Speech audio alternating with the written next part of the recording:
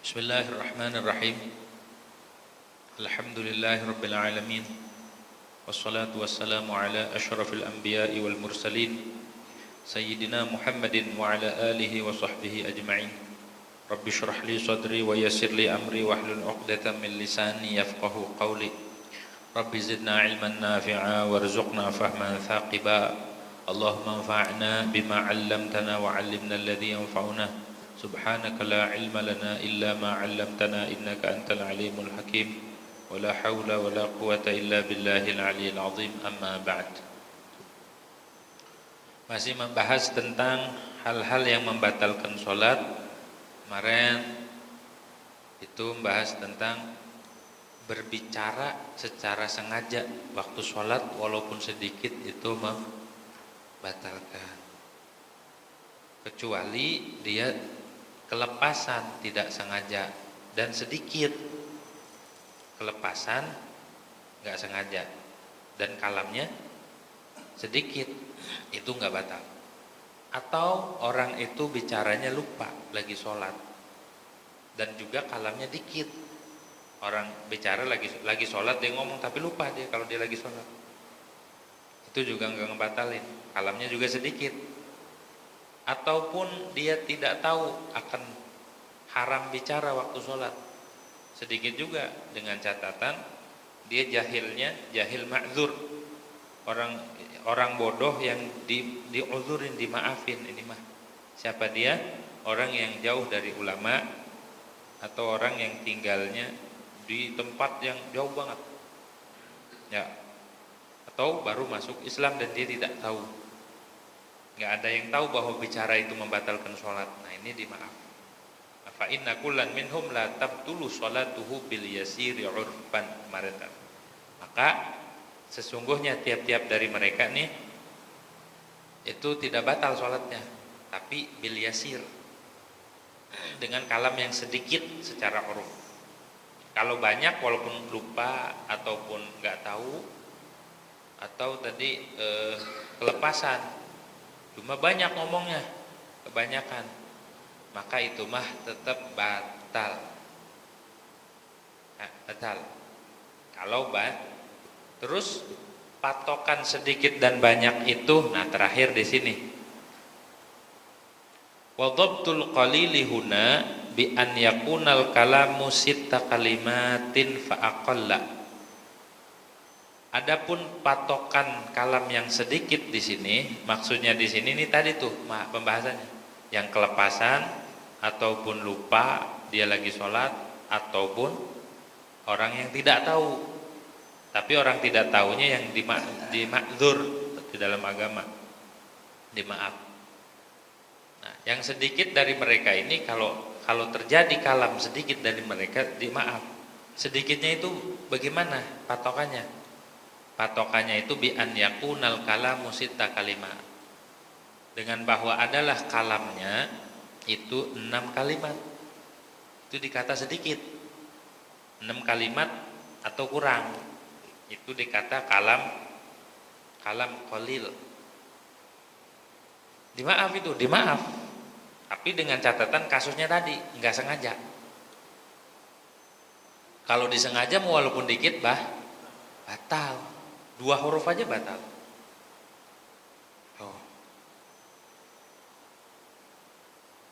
Mana contohnya? Diambil dari mana? Kama waqa'a fi qissati dzil yadain. Sebagaimana yang terjadi pada kisahnya Dzil Yadain, salah satu sahabat nih. Julukannya Dzil Yadain. Wahia annahu sallallahu alaihi wasallam shalla bihimudz zuhra awil 'ashra. Fasallama min rak'ataini thumma ata khashabatan bil masjidi wattaka'a 'alaiha ka'annahu ghadban. Mana kisahnya? Itu bahwa Nabi Muhammad sallallahu alaihi wasallam itu sholat dengan mereka akan sholat zuhur ataupun sholat asar. Jadi lagi sholat nih sama para sahabat, sholatnya yang bangsa 4 rakaat, sholat zuhur ataupun asar di sini. Kemudian Nabi salam di 2 rakaat, kan di 2 rakaat tahiyat pertama ya, tasyahudul awal. Nabi salam, assalamualaikum. Sahabat bingung nih, Habis salam Nabi nyender. Nabi habis salam biasa zikir, kemudian Nabi nyender di kayu. Ada kayu di masjid waktu itu. Nyender, wattaka 'alaiha, dan Nabi nyender ke kayu tersebut ka'annahu ghadban, seolah-olah Nabi lagi marah. Enggak ada yang berani sahabat, enggak ada yang berani negur, kok salat zuhur 2 rakaat. Sahabat enggak berani nih. Apa turun wahyu ini? Apa qasar, apa enggak ini? Akhirnya faqala Dzul Yadain. Sahabat Dzul Yadain berani ngomong sama Nabi. Qasartas salata am nasita ya Rasulullah. Kata Dzul Yadain, apakah engkau mengqasar salat atau engkau lupa wahai Rasulullah? Tapi kalau mau adab bacanya aqusiratis shalah am nusita. Amnusita, apakah dikosor nih sholat, apa engkau dibikin lupa? Itu adab. Karena kalau menyandarkan lupa kepada Nabi kurang adab. Walaupun menurut sebagian ulama ahli tauhid bahwa kalau lupa mah sah terjadi kepada para nabi. Tapi di dalam kitab Ummul Barahin dan lain sebagainya, mau lupa, ghaflah, baladah itu satu, mustahil itu membagi Nabi. Makanya bahasanya nusita. Kalau nusita bukan lupa, tapi dikejar lupa sama Allah. Emang kita pelupa gitu. Kalau Nabi enggak, karena kalau dikatakan Nabi itu pelupa, maka ada kemungkinan wahyu itu ada yang lupa, dan itu mustahil. Karena Nabi mah sifatnya fatonah. Ya, mustahil balada. Balada itu artinya bodoh, jahil, ghaflah, terus dan saudara-saudara yang membuat cacat ingatan, itu mustahil terjadi pada para nabi. Dah, makanya sebagian guru tuh adabnya begini, amnusita, apakah engkau dibikin lupa? Begitu. Andai nasita pun sah. Faqala, maka berkata Nabi, lam ansa wa lam tuqsar. Aku enggak lupa. Tuh, dalilnya tuh. Aku enggak lupa. Masa Nabi bohong? Hah? Itu dalilnya tuh bahwa Nabi itu tidak lupa. Lam ansa wa lam tuqsar. Ini sholat aneh nggak lupa dan nggak dikosor juga. Jadi sahabat bingung, kan kita lagi nggak berjalanan, kenapa 2 rakaat? Ai fi'tiqadi wa dhanni, disyarahin maksudnya di dalam keyakinan Nabi dan di dalam keyakinanku dan prasangkaku, ana nggak lupa. Artinya dianggap Nabi mah 4. Sahabat semua melihat bahwa ini 2. Faqala Dzul Yadain, maka berkata oleh Dzul Yadain, kata Dzul Yadain, bal ba'du dzalik qad kana. Tapi sebagian yang itu terjadi ya Rasulullah. Mana sebagian? Antara lupa dan qasar. Sebagiannya terjadi ya Rasulullah. Faqala sallallahu alaihi wasallam, maka bersabda Nabi kepada ashabihi, kepada sahabatnya. Ini lagi sholat nih, sahabat masih sholat. Yang kongko 2 orang doang, Nabi sama Dzul Yadain. Akhirnya Nabi nanya, wa fihim Abu Bakrin wa Umar. Dan pada sahabat tuh ada sahabat Abu Bakar juga, ada Sayyidina Umar juga. Kata Nabi, ahaqqun ma yaqulu Dzul Yadain.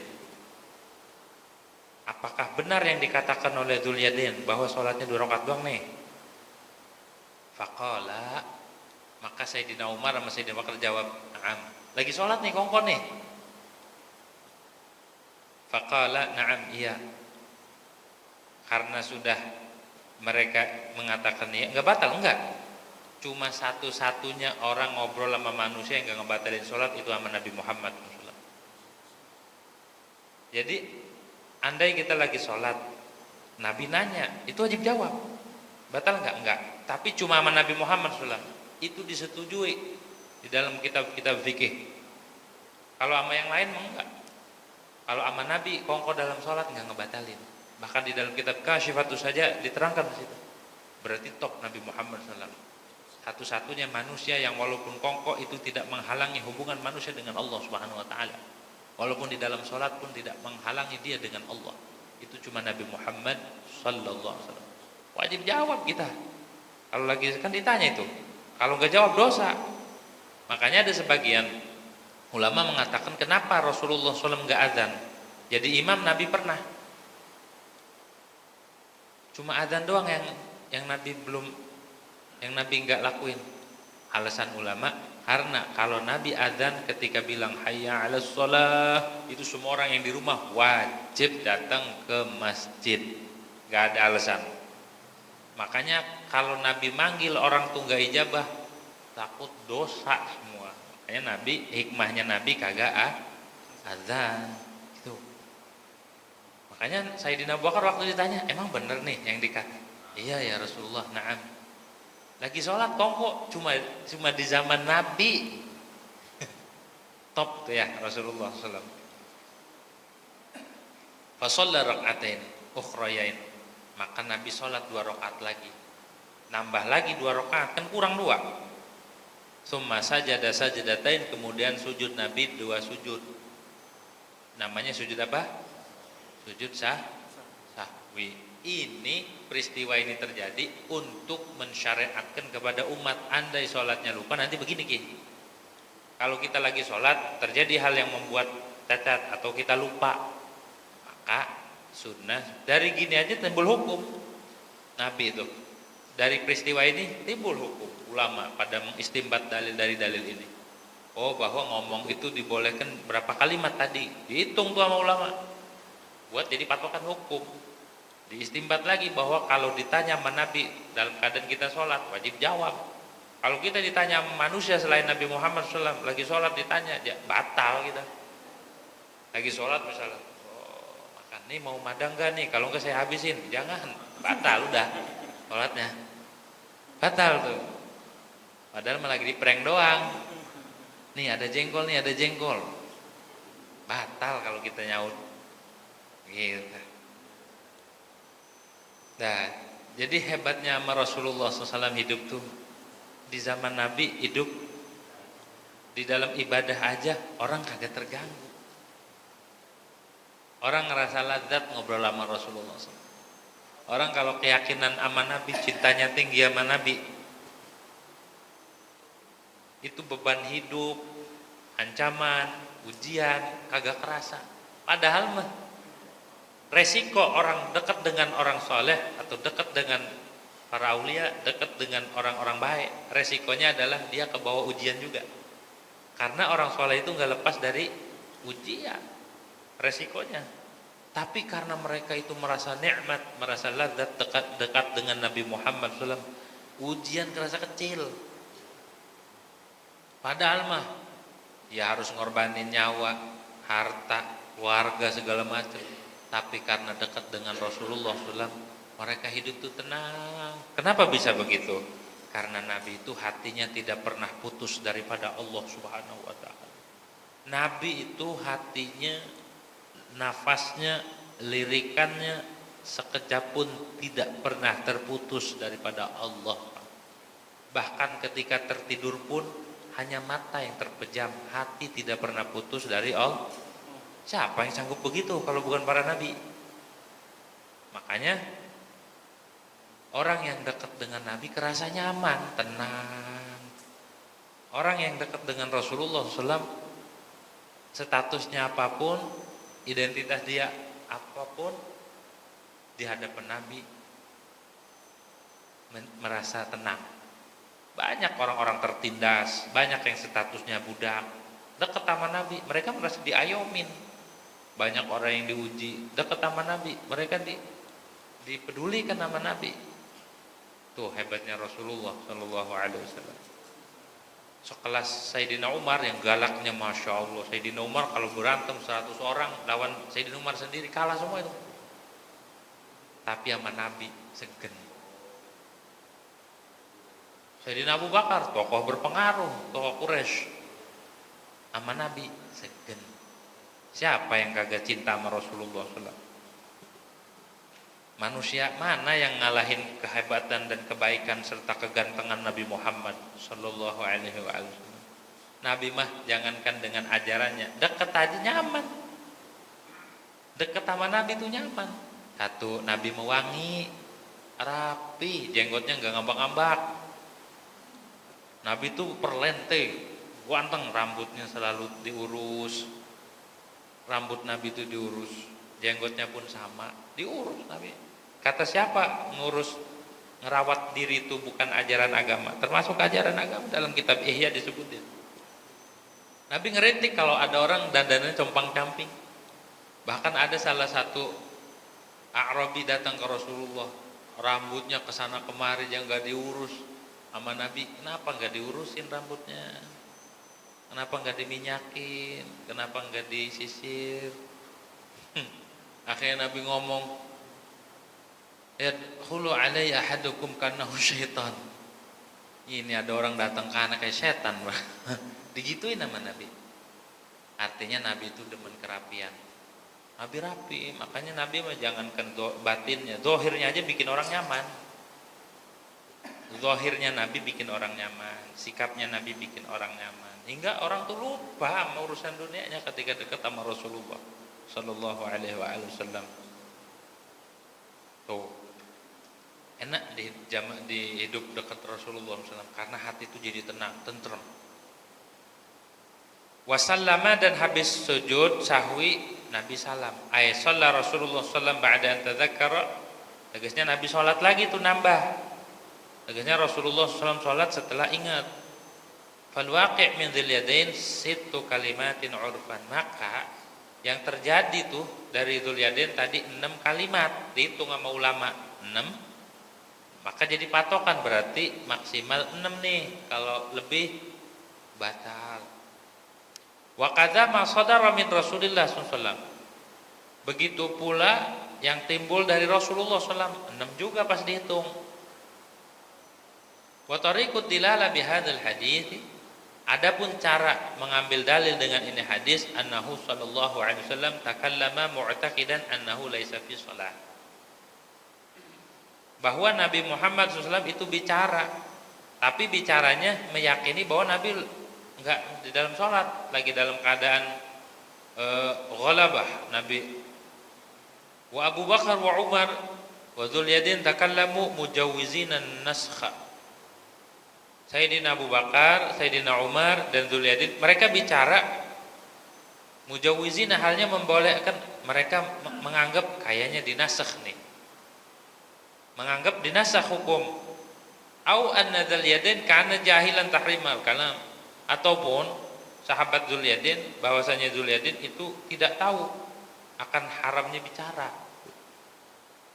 Wa anna kalama Abi Bakr wa Umar kana ala hukmil ghalabah, dan bahwa omongan Sayyidina Abi Bakar dan Umar adalah kalamnya itu atas hukum al-ghalabah, terpedaya. Mau enggak mau ini. Kenapa? Liwujubil ijabah alaihima, karena wajib menjawab. Karena ditanya sama Nabi, ahaqqun, kata Nabi tadi ya, ma yaqulu Dzul Yadain. Emang bener tuh yang diucapin? Bingung kalau enggak jawab dosa. Akhirnya mau enggak mau dalam sholat jawab. Na'am. Tapi jawabnya dikit. Naam, gitu. Jadi dari hadis ini disimpulkan bahwa patokan sedikit yang dimaaf ketika orang itu lupa, tidak sengaja atau kelepasan ataupun tidak tahu, patokannya adalah 6 kalimat. Gitu ya, 6 kalimat. Dah, titik. Walau ukriha 'alal kalam fi shalah walau harfaini faqad batalat linudratil ikrahi fis shalah. Andai seorang dipaksa untuk bicara di dalam sholat, ngomong kagak, ngomong lagi sholat disuruh ngomong, batal enggak sholatnya? Walaupun cuma dua huruf disuruh ngomong, maka hukumnya batal sholatnya kalau dipaksa. Kenapa? Linudratil ikrah. Karena jarang terjadi orang sholat dipaksa bicara. Makanya kalau lagi sholat disuruh ngomong kagak? Kalau dia ngomong walaupun 2 huruf, maka sholatnya fakana kal ikrah ala adami ruknin aw syartin. Maka adalah dia seolah-olah dipaksa atas meninggal tiada rukun dan syarat. Seolah-olah dia dipaksa untuk ninggalin rukun, seolah dipaksa untuk ninggalin, sama begitu hukumnya batal. Walaysa min dzalika qasabus sutrah li'annahu ghairu nadir. Dan tidak termasuk dari itu apa? Digosoknya penutup aurat. Sutrahnya ditutup karena itu mah tidak jarang. Orang lagi sholat dipaksa digosok ininya pakaiannya, dilucutin. Nah itu mah beda halnya dengan dipaksa bicara. Kalau tadi jarang, kalau ini mah enggak jarang. Dah titik. Bagaimana kalau orang sholat dia bicara pakai Al-Quran? Walau nataqa binadmil Qur'ani aw bidzikrin akhar ka subhanallah biqasdi tafhim ka qawlihi liman ista'danahu fi akhdhi syai'in ya Yahya khudhil kitab aw fi dukhulin alaih udkhuluha bisalam. Dan jika seorang tuh bicara dengan susunan Quran ataupun dengan zikir seperti subhanallah, tapi ada maksud di hati memberi paham, seperti ucapan dia nih yang lagi sholat bagi orang yang minta izin.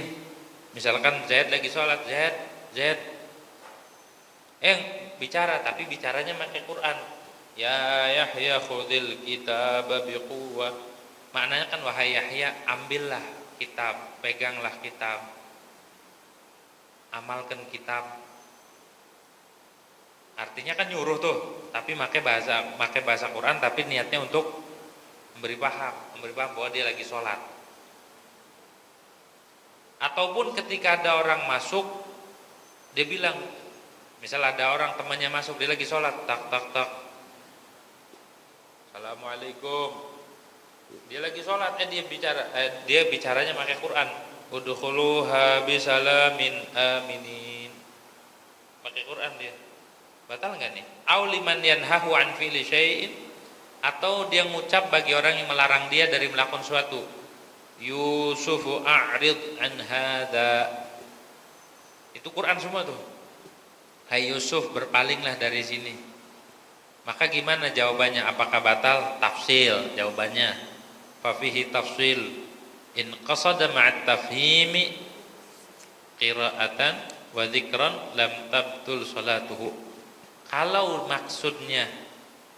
bermaksud seseorang beserta memberi paham tuh akan baca Al-Quran ataupun zikir, dimaksud dua-duanya, baca plus ngasih paham, maka tidak batal sholatnya. Kalau dia niatnya baca plus ngasih paham.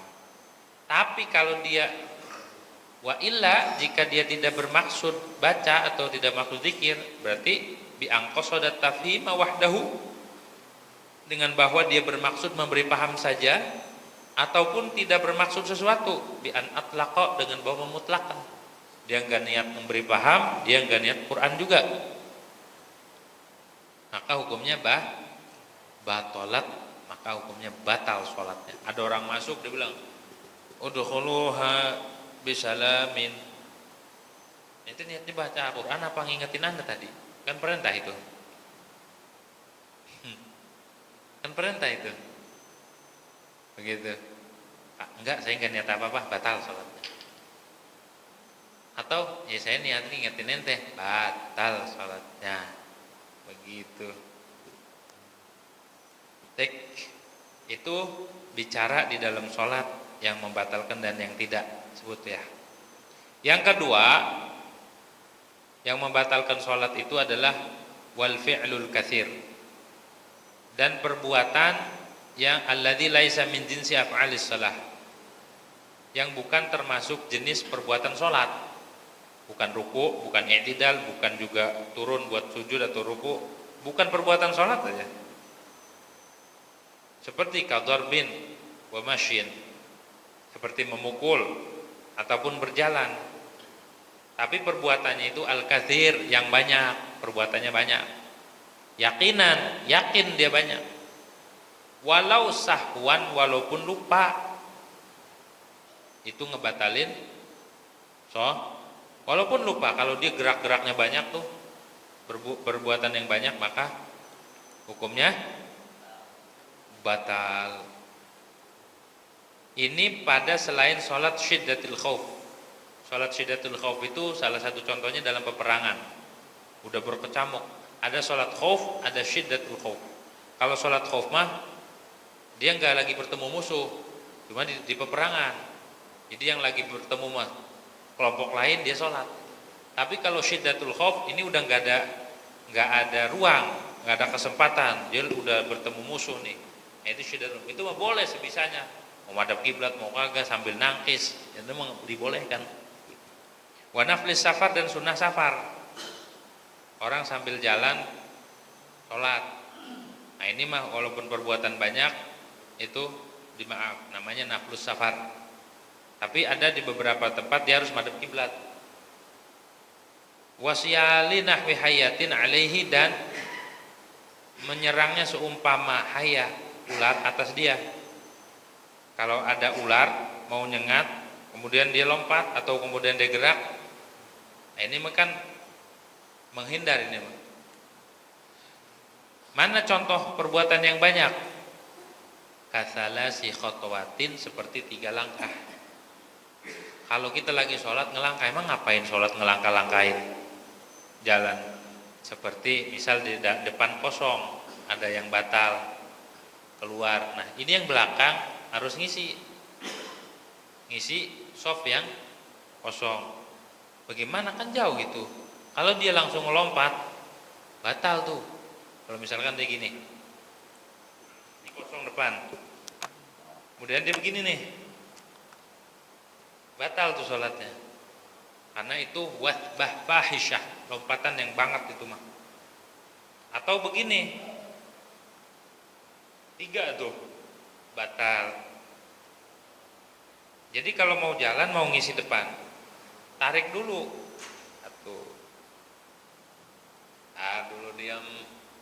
Ini dihitungnya 1 khutwah ini. Ntar lagi diam dulu, biar gak dihitung mutawalian, tidak dihitung beriringan, nggak dihitung mualat. Baru jangan diangkat. Kalau diangkat nih 1, 2, 3 batal.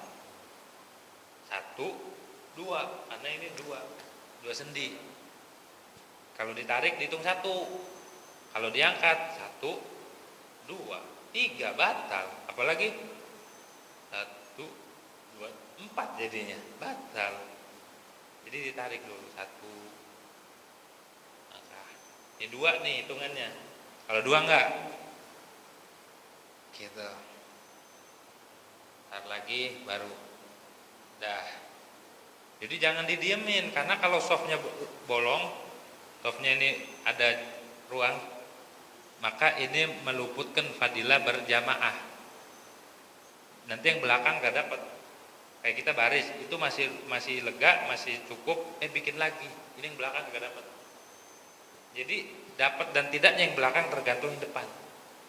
Jadi sholat juga kudu ngerti fikih, kudu ngerti gitu ya. Kalau enggak, nanti yang belakang walaupun rapi, karena depannya enggak rapi, yang belakang enggak dapat. Ini luput fadilah berjamaah. Sholatnya sah, tapi tidak mendapat fadilah berjamaah karena dia membiarkan 1 ruang, padahal dia muat. Jadi jangan dibiarkan tuh ya. Rapiin dulu pertama, soft pertama rapi, udah rapet, baru bikin yang kedua dari tengah, kanan kiri kanan kiri kanan kiri, gitu. Jangan kanan semua atau kiri semua. Jadi cara softnya imam di tengah, sebelah kanan dulu, baru kiri kanan kiri terus sampai rapi. Udah rapi bikin lagi, terus. Nah itu caranya. Begitu. Katalah si khatwat. Ini contoh gerakan yang banyak seperti 3 langkah. Fahuwa katsirun ittifaqan, maka itu dianggap banyak, ittifaqan sepakat ulama. Fa in tawalat, maka jikalau terus menerus beriringan. Intawalat jika terus menerus, bukan intawalat jika terus. Fahuwa katsirun intawalat, kalau terus menerus.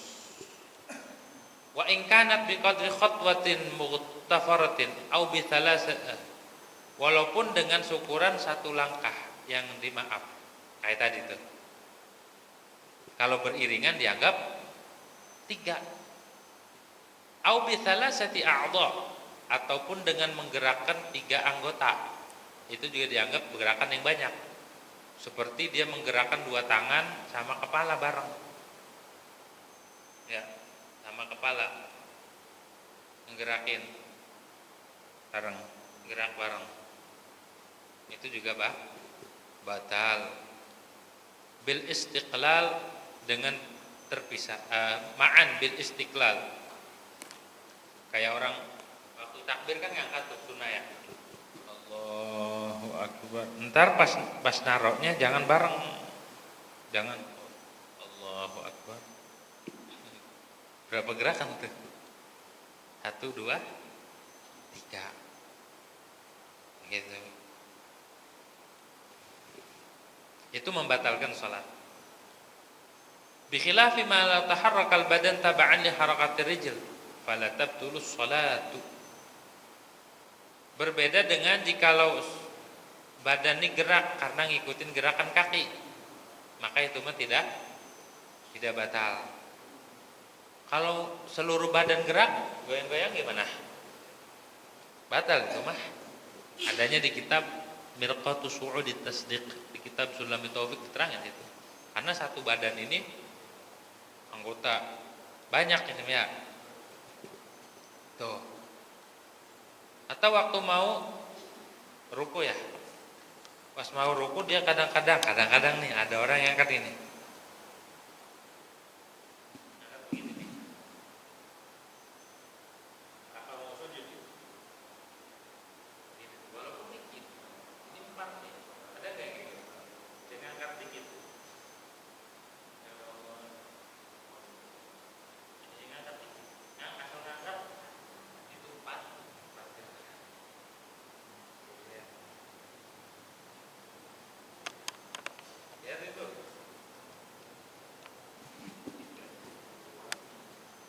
Atau tangan, ini tangan nih anggota, begini tuh, gerak-gerak. Maka kalau banyak dan terus menerus nih, walaupun 1 anggota tapi terus menerus, maka dianggap perbuatan banyak. Tapi ada beberapa anggota, ada 6 yang walaupun geraknya banyak itu dimaaf. Mana tuh 6 anggota? 1, syafah. Apa syafah? Bibir. Bibir walaupun geraknya banyak, lebih dari 3, banyak banget, ini tidak membatalkan.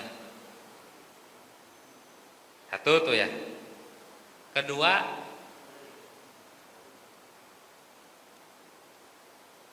telinga. Telinga nih andai dia bisa gerak-gerakin telinga, lagi sholat gerak-gerak telinganya, itu tidak batal walaupun banyak. Kemudian lisan, lidah gerak banyak, lebih dari 3, itu tidak membatalkan. Yang keberapa nih? Yang keempat, kemaluan. Andai dia gerak-gerak nih banyak, itu enggak batal. Tapi lo kan lagi sholat sampai begitunya, gitu ya. Ini di kitab terangin, di kitab Bughyatul Mustarsyidin tuh ada nadomannya. Kelima, mata nih lebih dari 3 ngedip atau sering, maka tidak batal. Sama jari 6. Jari nih gerak 3 kali atau lebih, itu tidak, selain itu batal. Itu dianggapnya walaupun banyak itu tidak membatalkan.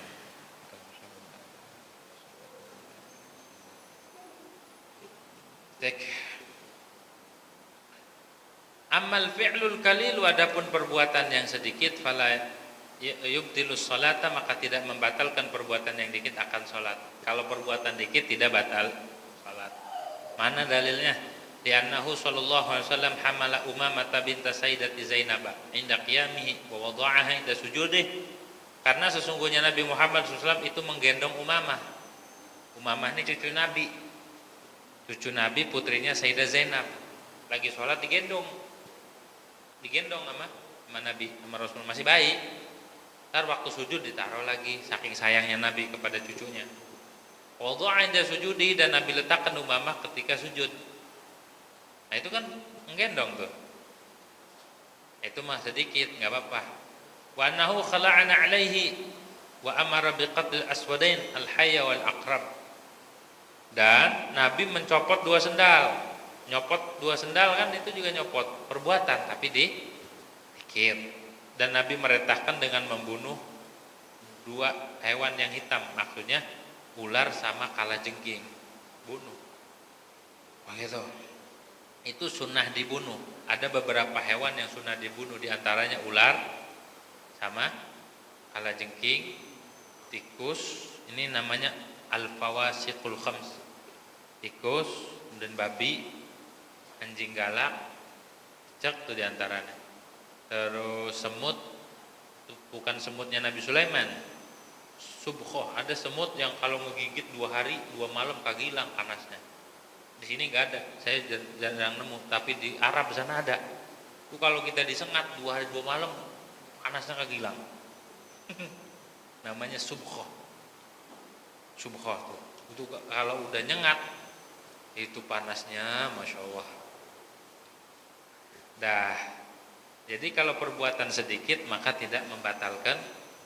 Dan kalau perbuatan banyak terjadi dari 6 anggota tadi, maka tidak batal salat.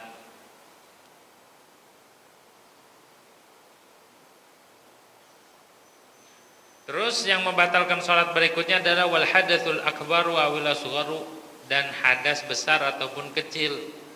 Lagi sholat berhadas, mau hadas besar ataupun hadas amdan, sengaja, karena adalah ya hadasnya itu ausahwan ataupun lo qabla nutqihi bil mim min alaikum, sebelum mengucapkan alaikum waktu assalamualaikum, hadas batal sholat.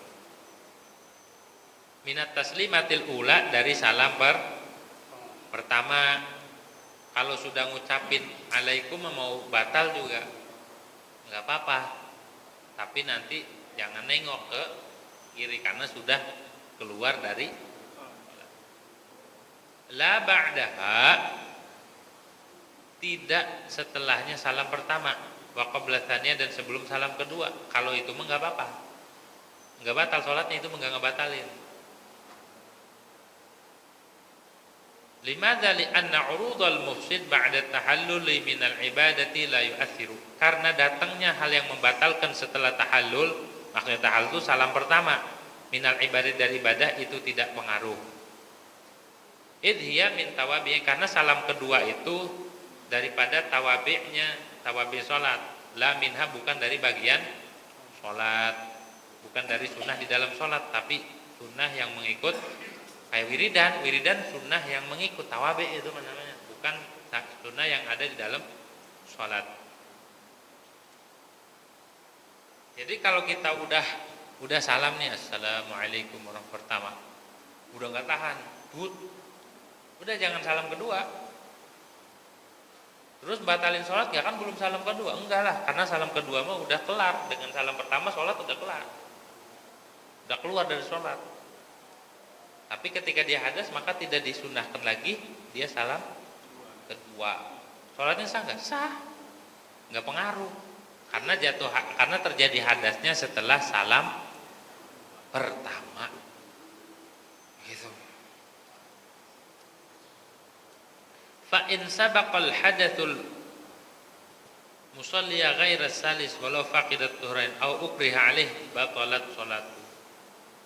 Maka jikalau kelepasan oleh hadas akan orang yang sholat, selain orang yang salis nih, selain orang yang beser, ini orang normal kelepasan gak sengaja, walaupun dia faqidat tuhrain, walaupun orang ini sholatnya tanpa wudu dan tayamum karena nggak ada air, nggak ada debu, sholat dihormatil waqt, tetap aja ketika berhadas au kriha alai, ataupun dipaksa atas hadas. Emang ada orang dipaksa berhadas? Anda ini mah dipaksa suruh hadas, maka batalat sholatuhu, maka sholatnya batal tetap. Kenapa? Libutlani tuhrihi ijma'an, karena batal bersucinya dia secara ijma', karena batal ya. Terus kenapa surahnya faqidut tahurain, orang yang tidak ada air, orang yang tidak pakai wudu dan tidak tayamum dia sholat, kemudian ketika dia berhadas sholatnya batal? Wali anna sholata faqidihima sahihatun munaqidatun, karena sesungguhnya sholat orang yang ketiadaan tahurain itu sah dan jadi sholatnya, walaupun nggak pakai wudu dan nggak tayamum. Tapi buat orang yang udzur, kagak ada air, kagak ada debu buat tayamum, sholat aja kan udah waktu, sholatnya dihormatin, tetap batal sholatnya seperti batal sholat orang yang normal, walaupun dia di dalam bersucinya enggak sempurna.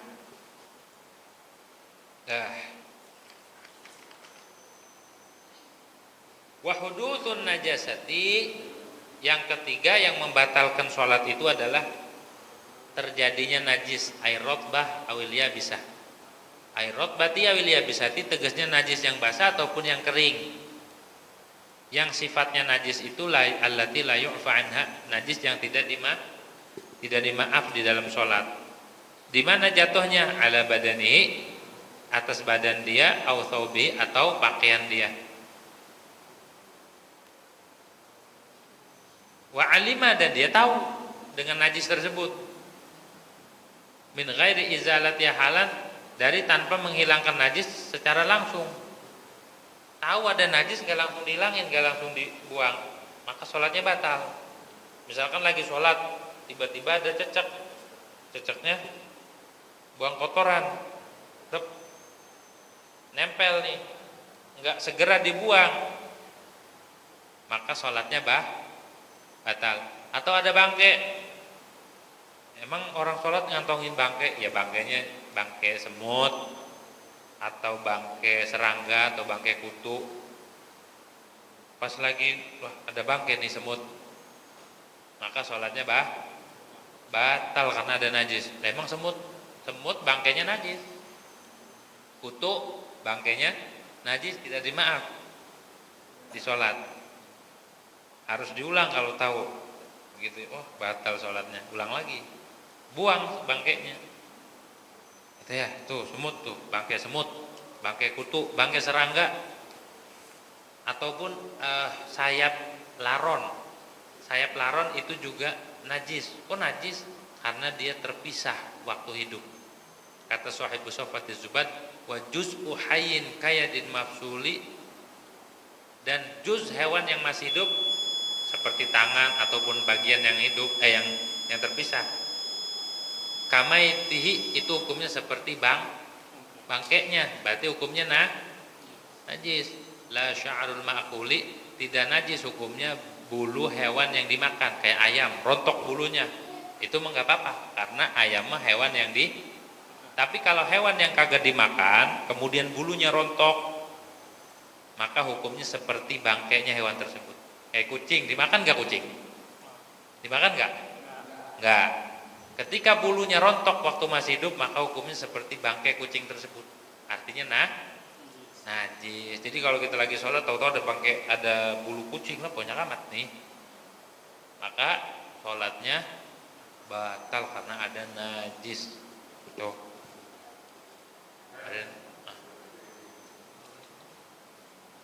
Gitu. Kalau laron sama tadi sayapnya kan, emang laron dimakan nggak? Laron dimakan nggak? Enggak kan? Hah? Enggak lah. Oh, nggak jadi patokan. Iya, tapi laron di dalam fikih nggak boleh dimakan. Serangga yang kagak boleh dimakan. Laron tuh. Iya, kalau di dalam kitab fikih itu hewan yang serangga yang kagak boleh yang haram dimakan. Makanya sayapnya itu ketika terpisah maka najis, nggak boleh dimakan hasyar. Bahasa Arabnya al-farash. Ustaz mau tanya, kalau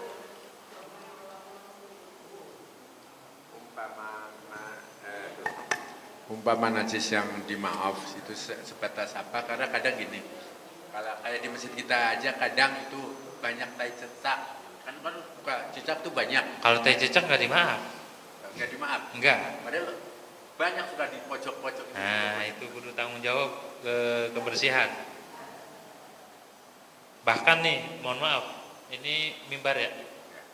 Kalau ada apa namanya tongkat, terus di tongkatnya ada tai cecaknya, dipegang sama khotib, nih khutbahnya nggak sah. Kan salah syaratnya khutbah sama seperti sholat, harus suci. Dia nggak boleh bawa najis. Maksudnya nggak bawa najis, tongkatnya itu yang dipegang ada najisnya. Maka sama dengan dia memegang najis, khutbahnya nggak sah.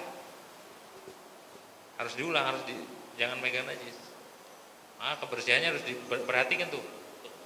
Mimbar nih, terus juga tempat-tempat sholat, tempat sujudnya nih, itu harus diperhatikan.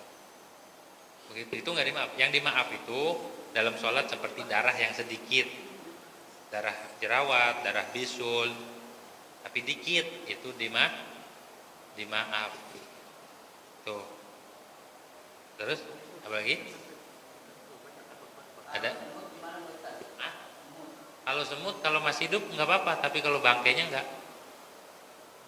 Kalau semut mati nih, tiba-tiba di kantong itu banyak semut ini, habis ngantongin onde-onde, ya tahlilan ngantongin onde-onde, lupa dia dirubung semut, semutnya mati di kantong, bawa baik bajunya sholat. Enggak dimaaf dalam sholat. Kalau dalam air dimaaf bangkainya, tapi kalau dalam sholat enggak. Misal jatuh ke air bangkai cecak, bangkai semut, itu dimaaf, enggak mempengaruhi air. Tapi kalau di dalam sholat semut bangkainya tidak bangkai. Lagi?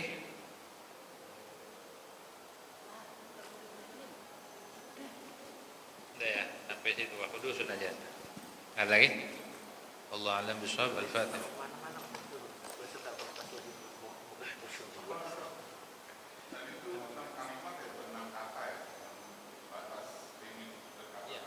Kalimat sama kata sama? Beda. Kalau kalimat dalam bahasa Indonesia itu rangkaian, tapi kalau dalam bahasa Arab kalimat itu adalah kata. Iya, kalau dalam bahasa Indonesia kalimat itu terdiri dari rangkaian kata. Tapi kalau dalam bahasa Arab yang dimaksud kalimat itu adalah kata. 6 kata maksimal.